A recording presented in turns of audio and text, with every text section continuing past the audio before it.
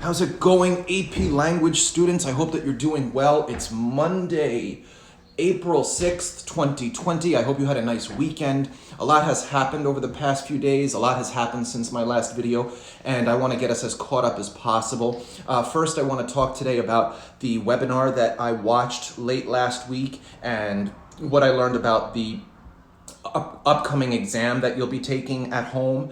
I want to tell you everything I know about that. I also want to talk about my ideas for practice exams. Yes, we will be taking practice exams that will kind of replicate what you'll have to do on the day of the test. I also want to talk to you about the assignment that I'm going to be giving you that will be due in a couple of days. So first of all, let me also say that if you haven't noticed yet already, on my Google Classroom, I recently posted a message from Ms. Reed, the AP coordinator at the high school, and she is going to be holding meetings over the next couple of days with AP students to address any questions or concerns that you might have. You can find on my Google Classroom a document that brings you to a schedule, and that is for all AP classes. So you could take a look at that. It'll give you the time of the Google Meet session, and it'll give you a link that'll bring you to the Google Meet session. So please use that document for your reference.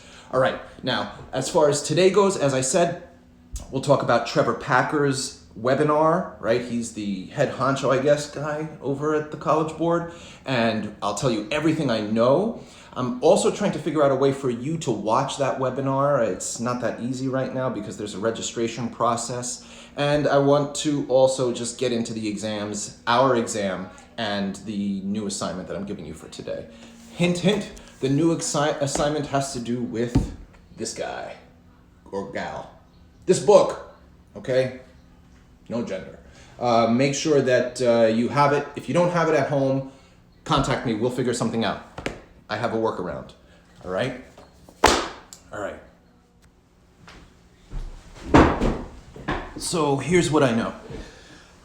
On April 2nd, I attended a webinar that was from the College Board, and it was by a guy named Trevor Packer, who, as I mentioned before, he's one of the head guys, if not the head guy at the College Board. And he basically gave us a run through about how the test is going to be different. And I want to tell you everything. In fact, I want to approach this as if you know nothing, right? So our test used to be a 3+ hour exam that you would take, right, at Hofstra and everything, and that's not happening this time, obviously. So what are the changes? How are things going to be different? What is our test going to consist of? Well, first of all, it's going to be a 45-minute exam. It's timed still, but it's no longer 3 hours, it's 45 minutes. Aside from that, you're taking it at home, not at Hofstra, not at school, you're taking it at home. So what does that mean? That means that you need to have internet connectivity. What if you don't have internet connectivity? What do? Well, let me know, all right? If you can't even get online at all, I don't know, how are you watching this? If you could watch this video, then you should be able to take the test. But let's just say, for example, the only way that you're watching this video is that you're going next door to a neighbor's house. Stay socially distant. But anyway, you're going next door, maybe just in their driveway and stealing their Wi-Fi signal and watching it on, I don't know. And if that's the case, then you need to figure something out, and you need to figure something out ASAP. Well, guess what? The College Board is going to try to make accommodations for you. So if you're in a situation where the device that you have is inadequate, or the internet connection that you have is inadequate, and maybe you don't even have internet, then the College Board has set up a form. I've already attached it to my Google Classroom a couple of days ago, right? There's a link right there that brings you to a form that you can fill out and inform the College Board that you are in need of either internet connection or a device, and somehow, some way, they are going to supply that to you. That's my understanding. And that's got to be a gigantic undertaking, and it's kind of cool that if they're going to be able to pull that off. But, you know, I know for a few of you, for example, that you're just doing everything that I'm assigning right there on your little phone, and that's not easy, especially when I'm asking you to read documents and to annotate things. And if you feel that your situation is less than ideal, I would try to take advantage of this, because it's an important test, and you don't want to feel that the technology itself is what's messing with your ability to get the score that you're looking for, right? So, you know, you don't have a computer and you want to do this on a computer, right? And your phone is spotty sometimes. Who knows what the situation is. go to that link, fill out that form, and they will help you with that somehow. All right, what else? The test is just a handful of weeks away, and now that we know what's going to be on it, hint, it's rhetorical analysis, and that's good news because that's what I started out when school closed. This is my first video was about rhetorical analysis, and we're going to keep doing rhetorical analysis. In fact, the assignment that I have for you for later today is rhetorical analysis, but it's kind of like a freestyle rhetorical analysis thing. I'll get to that later. All right, so it's a 45-minute timed essay exam. They're going to give you a passage, right? And you know the drill. You're going to do a rhetorical analysis on it. I mean, what else? What is the author doing? How is the author doing it? What are the strategies that an author uses in order to get the reader to understand what they're trying to express, what they're trying to get through to them, right? So, that's what we've been doing since pretty much day one. I've been helping you develop these skills. You've got them, and now we're going to put them into play. And yes, we will be practicing. I'll talk more about that. So it's a 45-minute rhetorical analysis essay. As far as your other AP classes, if you're in other AP classes, beats me. I don't know. I hope that you find out. I'm not finding out. I'm just sticking to my own class. But, go find out. They should have that info online, and you could also contact your AP teacher about that. But our test, from what I understand, is going to be on May 20th, 2 p.m., right? So May 20th, 2 p.m., you have to find the most secluded, quiet space that you could find. Make sure that your internet connection is all good to go. We'll be talking more about working so that on the day of the exam, you are as prepared as possible, not just with materials, but also with your mentality, your mindset. We will get you there. So rhetorical analysis, which is the second essay question, right? Our test is synthesis, rhetorical analysis, and argument. And this is the second one, rhetorical analysis. All right? 45 minutes. 45 minutes for an essay. It's doable. You're going to do it. If you don't submit it, according to what I heard on the webinar, if you don't submit it within that 45-minute time period, they're not going to score it. That's a problem, okay? So time is of the essence. We'll be working on working within that time constraint. The essay can be handwritten or typed. I have a feeling that most of you are just going to be handwriting it because that's what we've been doing. We are handwriting our essays. It's quote unquote open book, but we're not going to have time for open book, open internet stuff. The only tools that we're going to have time to use are our own tools, the ones that we've been developing all year. So, there are these ideas that students have where, I'm going to get this passage and I'm going to go research it while the test is taking place and you're just messing with yourself. You don't want to do that. It's all about you, that passage, what you could get out of it, and the essay that you could write. So just get that out of your mind. It doesn't make sense, okay? Yeah, sure, you can have some note cards next to you and your notebook open with regards to the names of specific devices. But this is not a time to try to figure things out. This is a time to analyze, use the analytical skills that we have. So rhetorical analysis essay.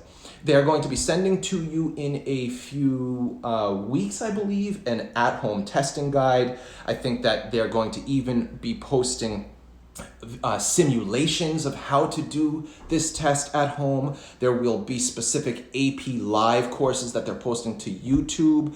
If you miss the live session, it'll be there on YouTube where they are going to be talking more about the at-home exam. What else do I want to say to you that I have on my notes here that I'm trying to share all my notes with you? Because I've heard some students talking, they have, I believe, sarcastically referred to this exam as the at-home online FaceTime AP exam. No! Nobody's got time for that. You're messing yourself up, and it's going to be considered cheating. And on this webinar, they actually talked about cheating. Even just planning to cheat, the College Board will figure it out, and they're going to notify colleges. They have ways to catch you. They've mentioned some ways to teachers that they can catch you for cheating. They've mentioned ways, they also mentioned that they have a bunch of ways that they're not sharing with us as teachers, that they're keeping top secret. So That's interesting, but come on. You're not doing that. You're going at this the right way. I know you. And you know what's right. So, it's just you and that test, okay? Here's another thing. For the first time ever, and this I'm actually kind of excited about, before the school year is over, the College Board is telling me that they are going to share with me your responses. So I'm going to get to see your essays. That's awesome, if you ask me. I can't wait to see what happened with all of the teaching and all of the learning. How did it come to play on the day of the test? I'll get to look at that. And who knows? I haven't decided yet, and I might have to coordinate with the school and figure out policy, but I might even be able to use that as some sort of an evaluation or some sort of a grade and maybe a final. I don't know. It's not decided yet, so still lots of stuff is up in the air. But just keep in mind that I'm going to be able eventually to see what you write for this essay. What else do I need to tell you? I mentioned the at-home testing guide. I mentioned that it's rhetorical analysis, 45 minutes, no multiple choice. What else? Oh, okay, this is a big one. I've had a lot of students already ask me, Mr. Bowman, when should we take the test? Yes, it's on May 20th, but they're offering 2 dates, one that is later, the one that is past May 20th. I think June 4th, but don't quote me on that, right? It does not make sense for you to wait to that second date. Yes, I know that a lot of students say, the more time we have, the more time we get to practice. Look, while that might be true to a certain extent, we also have to understand that once the AP exam is over, we're not going to be practicing. So any practice that we've done up until that first date of the AP exam will be fresh in your mind. And after that, you're on your own. And you don't want that to be the case, right? You want to have me and your classmates all there together as a team, getting ready for that one date. That's one reason why it makes sense to take it on the earlier date, right? May 20th. But the main reason, and I think that this is the priority here, is if for some reason you have a problem, let's just say like an internet connection problem, on the day of the test, let's say your internet drops out and you are able somehow to notify the College Board and they are able to legitimize that you actually had this problem, well, then that means that you have that second date as a backup, as a makeup day. We should view that second date as a makeup day if something goes wrong. But what if you didn't? Let's just say you decided to take it later, the June date, which we're not doing that, right? We're going to be taking it May. But what if? What if you're like, no, I want to take it in June. No. All right, guess what? If you have that internet problem on that June date, then you're out of luck. You will not get that second, in this case it would be a third chance, but you won't get that chance. So view that June test date as a backup or as a makeup day if something goes wrong for some reason. And things could potentially go wrong, right? I'm hearing from students that family members are getting sick. I'm hearing from students that they are sick, right? And so we want to have that backup day. We don't want to use that back. Forget it. Just get it out of your mind. May 20th. That's the day that we're taking this test, and we're going to be ready for it. We are going to be ready for it.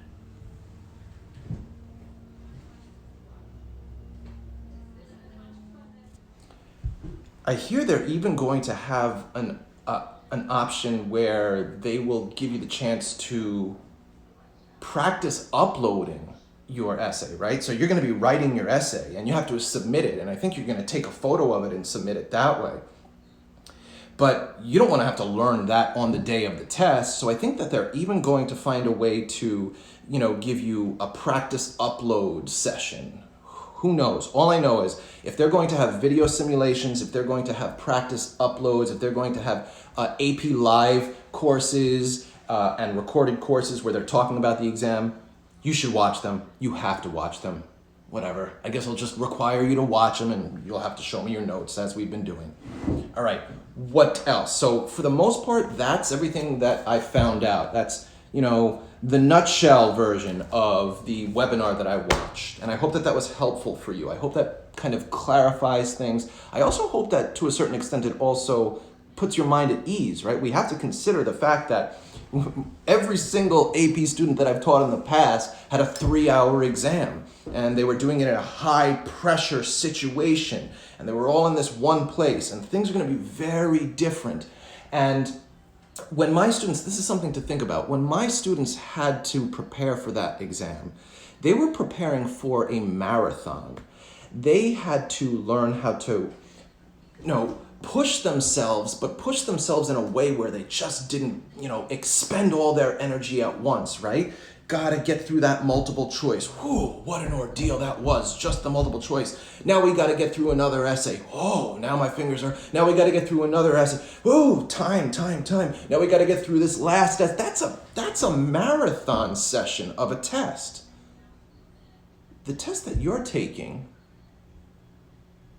you're going to be pushing yourself, but you're pushing yourself as if you are sprinting. So you're training for a sprint here, and we're going to get good at this. We will practice multiple times. Let me talk about that actually right now. So what's my plan for having us prepare for this at-home online condensed AP exam? Well, it's pretty simple. I've already started to delve into the realm of synchronous learning. With my with my super presentational speaking students, we have been having speeches online, right? We've been doing Google Meet sessions and my students have been giving their speeches. So I'm becoming more familiar with just how to have a class online, and we'll be doing that too. Some of them will probably be just for instruction or Q&As and everything like that, but there will definitely be multiple occasions, at least 2, and you're going to be required to attend both of them, where I say, all right, on this day, at this time, chances are it's going to be on a Monday or a Wednesday, but we'll have to see. So on this day, at this time, we are all meeting at a Google Meet session. Let's get together. All right, everybody's here. Well, guess what? In about 30 seconds, I will be posting a link to Google Classroom, or I'll share it in the chat that we're all in there, right? And once I hit send on that link, you now have 48 minutes to click that link, read that passage, analyze the passage, write your essay, and submit it. And I'm starting the timer now, okay? And then boom, you gotta get that done. You send me that essay. It needs to be in my inbox, my Google assignment submission inbox, by the time that 45 minutes is up. That sounds good, right? That's like legit practice right there. And I feel like if we do that multiple times, then you'll be a lot more comfortable. We also want to approach it as if it is the test. The more we approach a practice session like that as if it is the test, the better prepared we will be on the day of the test. We need to keep that in mind. And if you mess up, well, it's not the test, but we want to approach it as if it's the test. So that's my kind of like overview of how I'm planning, right? Who knows? But it's how I'm planning to do these AP test prep sessions. Sounds like it'll work. One other thing that I want to talk about with regards to the practice testing that we're going to be doing.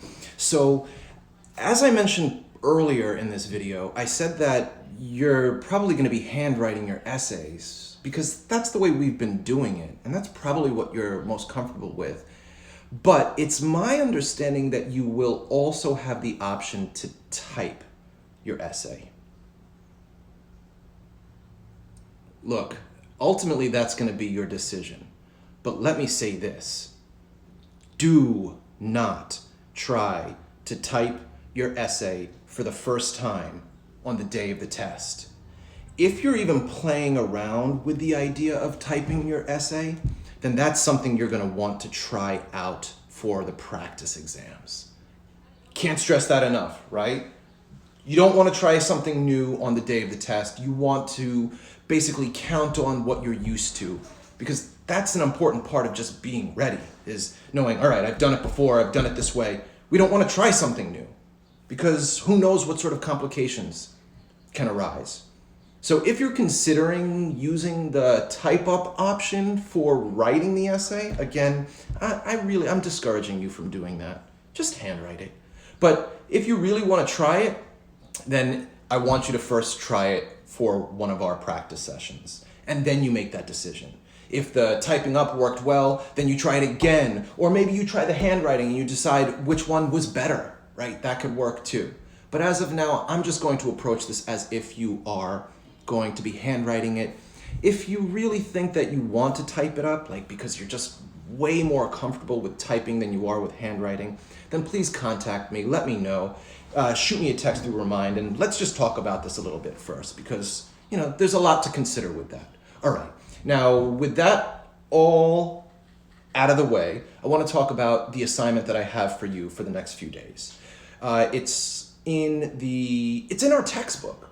Do you have our textbook? Come on, dust that textbook off, and let's get into there, because there's so much good stuff in there. And we're not getting to all of it, but I want you to see what's in there, and I want you to come up with something on your own. Let me talk about this. Hold on. Let me get this textbook down.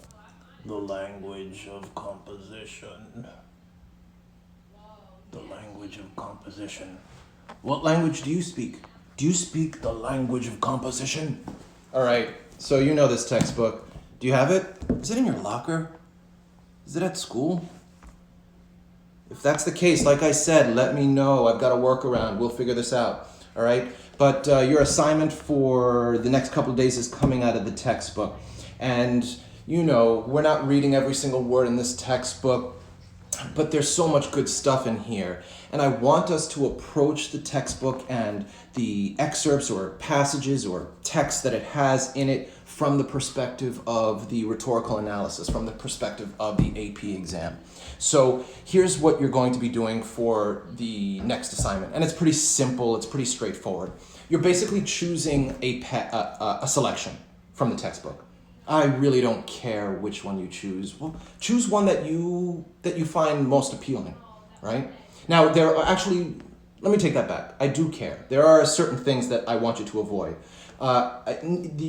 First of all, the selection needs to be a prose passage. Well, what does that mean?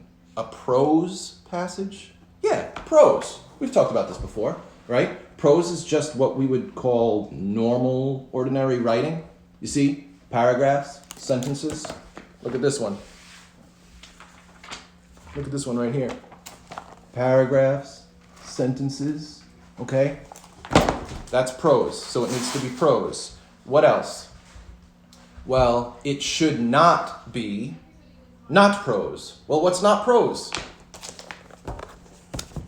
This right here is not prose. What is this? This is a poem. It's poetry, right? Poetry is not organized in paragraphs and sentences. Poetry is organized in lines and stanzas. So avoid the poems in here. Most of the stuff in here is prose, so you don't have to worry about that. But another requirement as far as what you're selecting goes, please also choose something that is nonfiction. They're sprinkled in here. There are a couple of fictional pieces. Avoid those. Make sure it's nonfiction. And as far as length goes, because there are certain selections in here that are 10 pages long. Remember, we read Letter from Birmingham Jail out of here. That was 20 pages long, right? There are certain selections in here that are 2 pages long. There are certain selections that are a page. What do I want you to choose? I want you to choose a selection that is two pages to around 5 pages, okay? Now, again, we have to approach this from the perspective of the AP exam. How long is a rhetorical analysis passage typically? Well, it's usually around a page long, right? If the language is more contemporary, it's easier to understand, it's not as sophisticated, not as complex, then I've seen them go as far as a page and a half in length. If it's a more dense, more antiquated, more complex passage, sometimes it's shorter than a full page, right? So, I'm thinking that although this assignment, I don't necessarily want you rushing, I just want you honing those analytical skills. I'm thinking that you should choose a selection from here, any selection, that is between 2 and 5 pages in length. If you find something that you're like super interested in and it's 8 pages long or it's 11 pages long, go for it, do it. I'll count that as extra, right? You're gonna do more. Speaking of extra, I said in a previous video, and I have to reiterate this. When it comes to preparing for this exam right now, it's the extra that's going to make a difference. What I assign is the bare minimum. It's everything else that you put in that's going to actually make a difference here. So don't think of that extra as a burden. Think of it as a more effective way for you to prepare for this exam, right? You're not doing extra work, you're doing extra prep. That's a good way to think of that.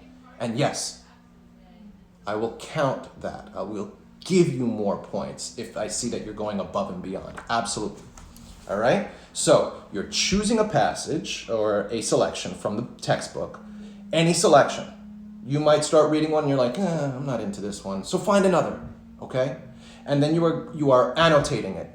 You can annotate in multiple ways. Post-its, that's fine, right? Or notes in your notebook, that's fine too. Just you're interacting with that text. What are you interacting about? Or like, what's the criteria for annotations? Well, what's the author doing? How's the author doing it? What are those strategies he or she is using in order to get through to the reader, right? What is his intention? What is the effect of those strategies? What effects do the strategies have on the reader, right? This is what it all boils down to. This is what we've been doing. This is what you're going to do on the day of the test in 45 minutes. All right, so annotate, read, annotate, and one other thing. After the selection, there will be questions. Answer those questions. Now, you'll also notice, depending on the selection that you choose, that some of the questions will refer to not just the selection that you read, but maybe even some previous selections that are within that unit, that textbook unit.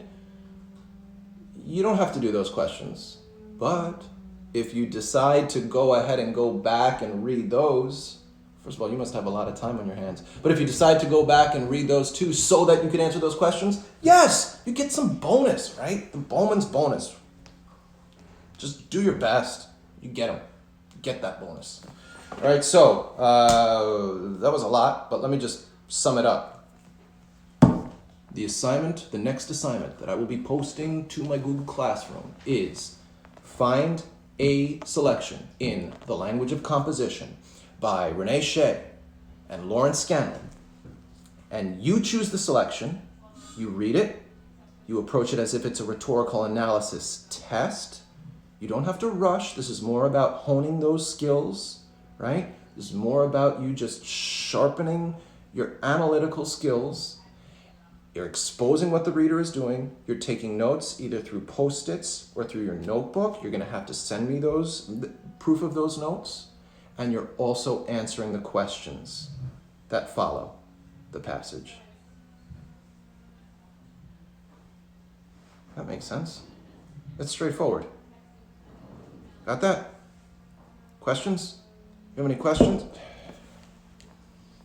You can't ask questions. That's one of the hardest parts about this whole thing, I gotta say. I mean, I could teach, but it's the interaction that I'm missing out on. If you have a question, I want to know what it is. Yeah. Like I said before, you could shoot me a remind, but this is hard. Ugh. I need that interaction. We're making the best of it, all right? Whatever. So, Facebook? No, why do I Facebook? No, never Facebook. YouTube Live, is that a thing? YouTube Live? For some reason they won't let me have YouTube Live status. Maybe I don't have enough subscribers? I don't know. I might have to look into that. Anyway, I'll be right back. I got a few other things to say to you, maybe. Hope you're doing well. Just to make sure I'm as clear as possible here, you're aware of how this textbook, right? We've done these grammar as rhetoric and style sections before, and you're aware of how the textbook will sometimes be instructional, right? It'll teach you how to do things. That's not what type of selection I'm talking about that you're choosing. You're taking a piece of writing, not a piece of instruction, all right? So again, nonfiction, prose. You know what, let me show you a few examples, right? So here on page 314, they've got this one called A Family That Stretches Together. And look at how long or short it is, right? It starts here, goes to here. It's hard to turn pages while I'm looking at this. Oh, don't rip the book. And that's it. It ends up there. And then you've got the questions, right? It's totally a doable. Or how about the one on page 519? What's on page 519? This is good. Look at this. First of all, this guy, Stephen Jay Gould, he's awesome. He's a good writer. He's a scientist, the late Stephen Jay Gould. This passage is called Women's Brains. And yeah, it's a little bit longer, but it's not unbearable, right? It starts here, goes to here, moves on to here, yeah, and then that's it. A little bit longer, but it's interesting. Like that's why I could tolerate teaching a class like this, because all of this stuff is interesting. What else? On page 658, I got another one. What's on page 658? I don't know. Oh, Why I Love My Job, right? It's called Why I Love My Job. I wonder what his job is. And it goes to here, and that's it. And then there are the questions, right? The next passage is called The Great Game, and that one's a little bit longer, but it looks like it's about sports. And then Ex-Basketball Player. Oh no, that's Ex-Basketball Player is a poem by John Updike. I knew that. Whoa, I just found this one. This one seems interesting to me. It's called The F Word, and it's on page 783. How long is it? Let's look. All of these are fair game, okay? It's two-ish pages. So you choose. It's up to you. You choose what's interesting to you. In plain English, let's make it official. They want to make English an official language? Come on. Okay? Is that what they want to do? I don't know. That's short. It's a short one. Yeah. All right. You get the picture. Questions? You can't ask them.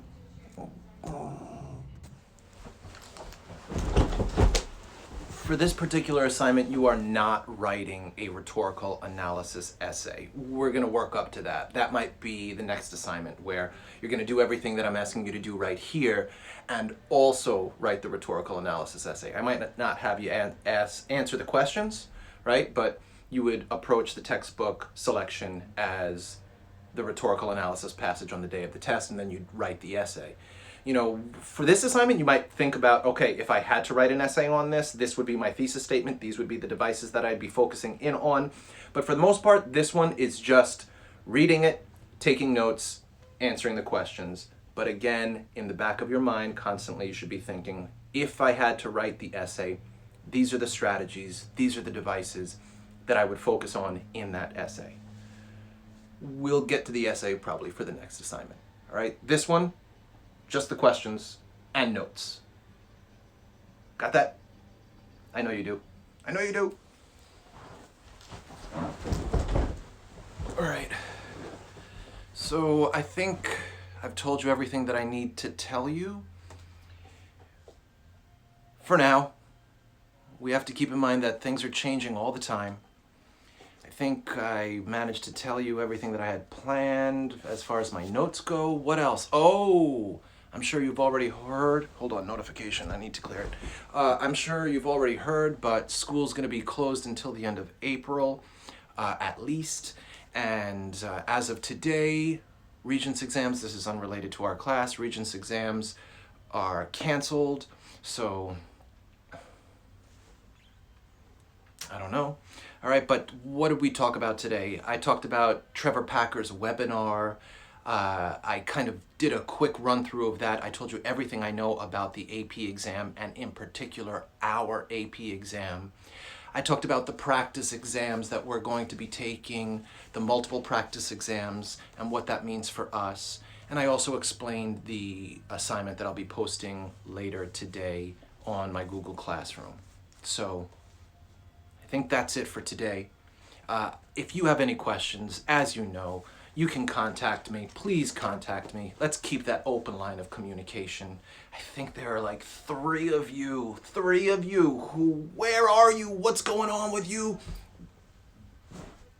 I see you, you're in my Google Classroom, but everybody else, thank you. You're all doing your work, you're all submitting stuff, sometimes late, but at least it's coming in, and look, we're trying our best, we're all making this work, okay? So, I hope you're doing well. I hope that you're able to get outside, stay away from people, but that you're able to get outside on these nice days. And I hope that you're safe, I hope that you're sound, I hope that you're healthy, I hope that you're staying home, and I hope that you are being socially distant, avoiding all public places, avoiding all gatherings. Take care of yourselves, take care of your family members. Make them stay home too if you can, all right? And that's it for now, okay? So we will talk again. Peace. Peace. Take care.